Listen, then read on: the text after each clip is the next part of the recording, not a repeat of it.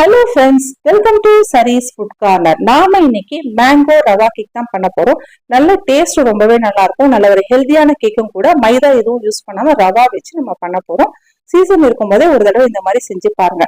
நான் இந்த சைஸ் அளவுக்கு மாம்பழம் எடுத்திருக்கேன். எந்த மாம்பழம் வேணாலும் எடுத்துக்கலாம். நல்லா வாஷ் பண்ணிட்டு இந்த மாதிரி ஸ்லைசஸா கட் பண்ணிக்கலாம். ஸ்லைசஸா கட் பண்ணிட்டு உள்ள இந்த மாதிரி கீரல் போட்டு நீங்க எடுக்கும் போது அதோட ஃபிளஷ் உங்களுக்கு ஈஸியா எடுக்க வரும், தோல் இல்லாம.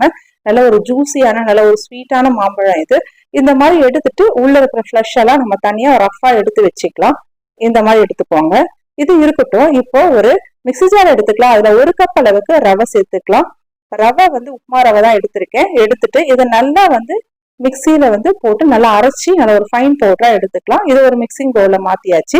அதே மிக்சி ஜார்ல நாம மாம்பழம் சேர்த்துக்க போறோம். மாம்பழம் நம்ம எந்த கப்பால ரவை எடுத்தோமோ அந்த கப் அளவுக்கு மாம்பழம் சேர்த்தா உங்களுக்கு சரியா இருக்கும். இது கூடவே ஒரு 1/2 கப் அளவுக்கு நான் சர்க்கரை சேர்த்துக்கிறேன். உங்க மாம்பழம் ரொம்ப ஸ்வீட்டா இருந்தா 2 டேபிள் ஸ்பூன் கம்மியா கூட நீங்க சேர்த்துக்கலாம். ஒரு 1/4 கப் அளவுக்கு ரீஃபைண்ட் ஆயில் சேர்த்துக்கிறேன். ஒரு 1/2 கப் அளவுக்கு தயிர் சேர்த்துக்கலாம். தயிரும் சேர்த்தாச்சு. இதை நல்லா ஒரு ஃபைன் பேஸ்டா நம்ம அரைச்சி எடுத்துட்டு வந்துடலாம். இந்த மாம்பழம் நல்லா ஜூசியான மாம்பழங்கனால நல்லா கொஞ்சம் ஜூசியாவே உங்களுக்கு கிடைச்சிருக்கு. இது எல்லாமே இந்த ரவை கூடவே சேர்த்துடலாம். சேர்த்துட்டு இதை நல்லா கலந்து விட்டுக்கிடலாம்.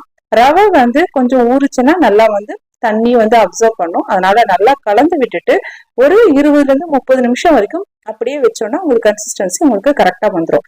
இதுல ஒரு 1/4 டீஸ்பூன் வரைக்கும் நம்ம வெனிலா எசன்ஸ் சேர்த்துக்கலாம். இதுல மேங்கோ எசன்ஸ் இல்ல வேற ஏதாவது எசன்ஸ் வச்சிருந்தீங்கன்னா சேர்த்துக்கோங்க. அப்படி எதுவுமே இல்லைன்னாலும் கொஞ்சம் ஏலக்காய் பவுடர் சேர்த்துக்கோங்க. சேர்த்துட்டு நல்லா கலந்து விட்டுருங்க. பாருங்க இந்த அளவுக்கு இருக்கு. இப்போ ஒரு மூடி போட்டு ஒரு 20 to 30 மினிட்ஸ் அப்படியே விட்டுடலாம். அதுக்குள்ள நம்ம கேக் ட்ரே நம்ம ரெடி பண்ணிக்கலாம். இதுல கொஞ்சமா ஆயில் ஸ்ப்ரெட் பண்ணிட்டு இதுல மைதா மாவு இல்ல கோதுமை மாவு ஏதாவது நீங்க அப்படியே தூவி விட்டுக்கோங்க. கேக் ஒட்டாம வர்றதுக்காக நல்லா இந்த மாதிரி போட்டுட்டு நீங்க ஃபுல்லாவே ஸ்ப்ரெட் ஆகிற அளவுக்கு இதை நல்லா அப்ளை பண்ணிக்கோங்க. இப்போ ஒரு 25 மினிட்ஸ் ஆயிடுச்சு. இது கூடவே நம்ம ஒரு பிஞ்ச் அளவுக்கு சால்ட் சேர்த்துக்கோங்க. ஒரு 1/2 teaspoon baking powder, 1/4 teaspoon baking soda சேர்த்துட்டு ஒரே டைரக்ஷன்ல மிக்ஸ் பண்ணிக்கோங்க. அப்பதான் ஏர் பபிள்ஸ் எதுவுமே பிரேக் ஆகாம கேக் நல்லா ஃபிளஃபியா உங்களுக்கு கிடைக்கும். பாருங்க இந்த மாதிரி மிக்ஸ் பண்ணி விட்டுக்கோங்க. இது பாத்தீங்க அப்படின்னா உங்களுக்கு கன்சிஸ்டன்சி ரொம்ப திக்கா இருக்குது அப்படின்னா கூட கொஞ்சம் பால் சேர்த்து மிக்ஸ் பண்ணிக்கோங்க. இந்த அளவுக்கு உங்களுக்கு இருந்துச்சுன்னா கரெக்டா இருக்கும். எனக்கு பால் தேவைப்படலை. இந்த மாம்பழம் ரொம்ப ஜூசியா இருந்ததுனால எனக்கு கரெக்டா இருந்தது. இப்போ நம்ம ரெடி பண்ணி வச்சிருக்கிற இந்த கேக் ட்ரேல நம்ம ரெடி பண்ண இந்த பேட்டரை ஃபில் பண்ணிக்கலாம்.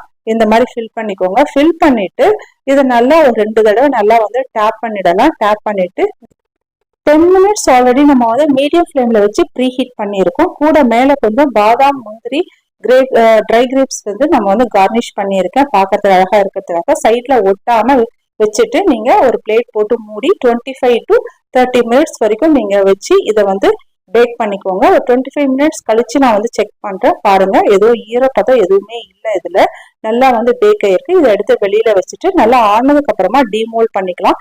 சைட்ல நைஃபை வச்சு நல்லா இந்த மாதிரி எடுத்து விட்டுடுங்க. எடுத்து விட்டுட்டு பிளேட் வச்சு அழகா டிமோல்ட் பண்ணிக்கோங்க. இந்த மாதிரி திருப்பி விட்டுட்டு 2 தடவை டேப் பண்ணுங்க. டேப் பண்ணீங்கன்னா உங்களுக்கு ஒட்டாம ஈஸியா கேக் வரும்.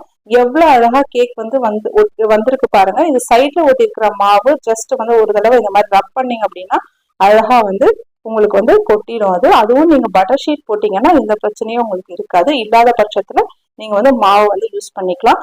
நல்ல ஒரு சூப்பரான மேங்கோ கேக் ரெடி ஆயிடுச்சு. டேஸ்டும் ரொம்பவே நல்லா இருக்கும். கண்டிப்பா ட்ரை பண்ணி பாருங்க. இந்த வீடியோ பிடிச்சிருந்தா எங்க சேனலை நீங்க மறக்காம லைக் பண்ணுங்க, ஷேர் பண்ணுங்க, சப்ஸ்கிரைப் பண்ணுங்க.